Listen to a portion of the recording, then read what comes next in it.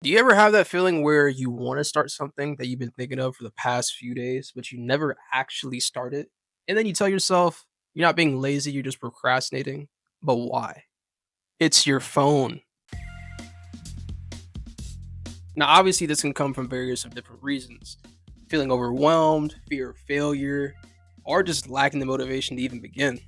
I think the most interesting part in all this is people would rather spend hours scrolling on their phones, watching content that relates to the thing they want to do, rather than actually doing it.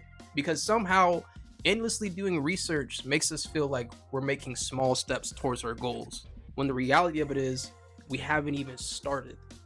If it feels like that was a jab at you, it definitely was, I'm not gonna lie, myself included. But somebody had to say it.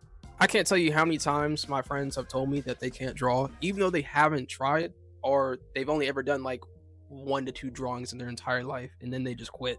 So sorry if it sounds like y'all are catching strays right now, but I gotta be honest, y'all haven't tried yet. Y'all haven't. It's this type of mentality of I'm not good at something, even though I haven't tried it yet. And to actually try something, and I'm not talking about you spent a couple hours on it one time or you spent a few days trying to learn something and then you gave up on it. No, I'm talking about at a bare minimum 1 to 2 months, at least 1 to 2 months.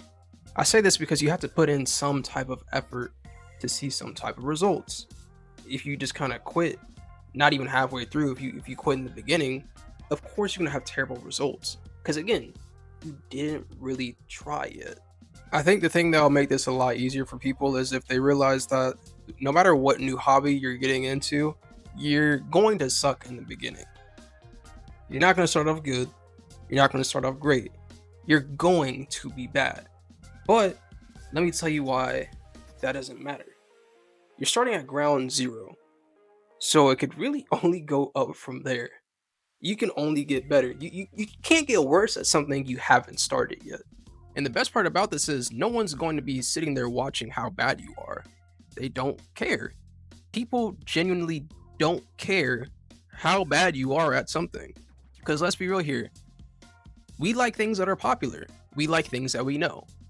There's a reason why some of us go to Starbucks and order the same drink every time, because why would we try something new and end up not liking it? That's stupid, right?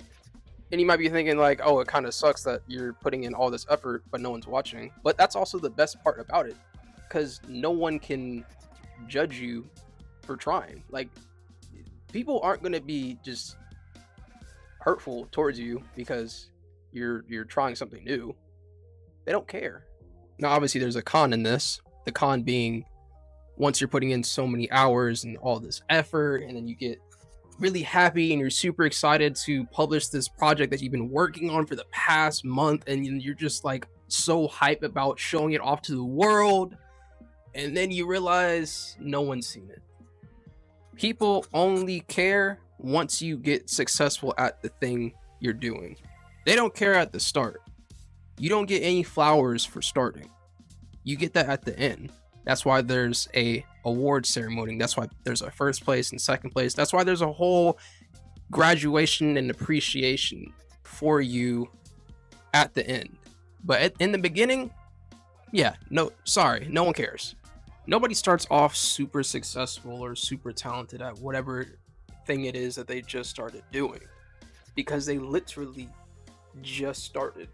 So they don't have the experience down yet. They're still learning. So yeah, of course you're not going to be good at the start. You got to give yourself a chance to grow.